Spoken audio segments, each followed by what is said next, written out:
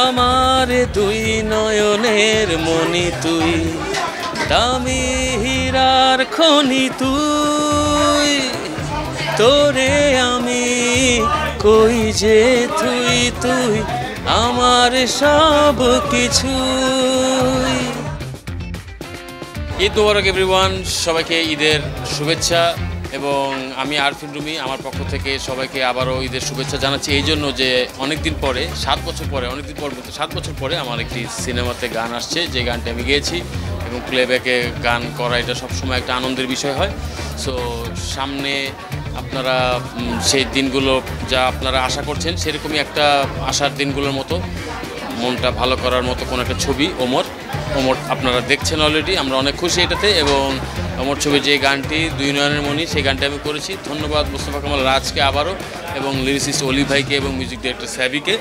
এবং গানটা চমৎকার ছিল। এবং এই আমার ভক্তদের জন্য এটাই তাদের জন্য আমি বলবো যে একটা বড় একটা খুশির খবর, যে পছন্দের শিল্পী নতুন গান আসলে আমরা যেরকম খুশি হতাম, তেমনি আমার ভক্তদের জন্য এটা একটা খুশির খবর।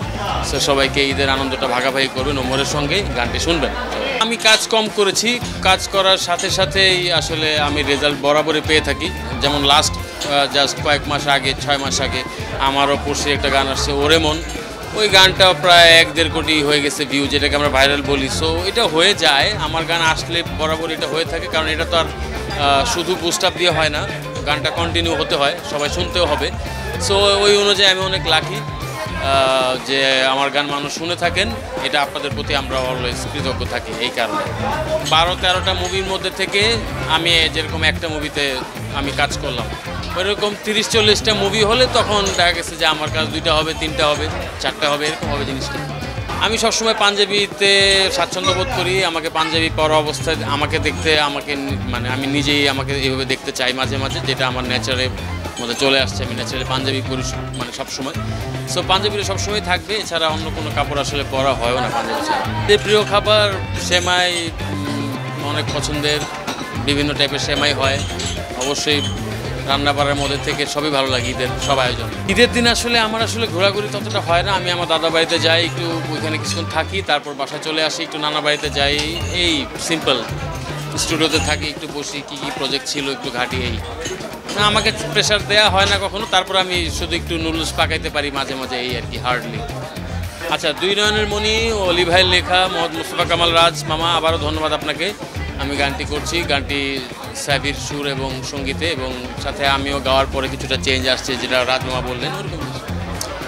আমার দুই নয়নের মনি তুই, দামি হীরার খনি তুই, তোরে আমি কই যে তুই তুই আমার সব কিছুই।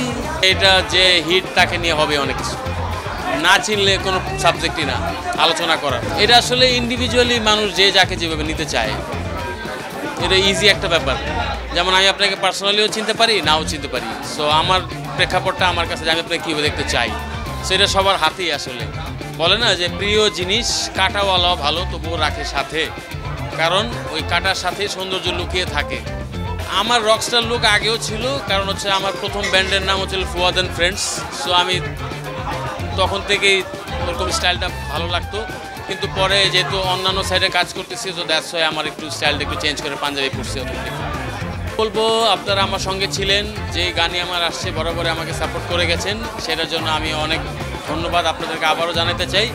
এবং দুই নয়নের মনি গানটি, রব জানে যে কোরাস লাইনটি আপনারা সবাই পছন্দ করেছেন অলরেডি, আমরা জানতে পেরেছি। গানটার সঙ্গে থাকবেন, গানটিকে প্রমোট করবেন, সবাইকে গানটা ছড়িয়ে দেবেন, আপনার ভালোবাসা সবাই মাধ্যমে ছড়িয়ে দিন এই গানের মাধ্যমে।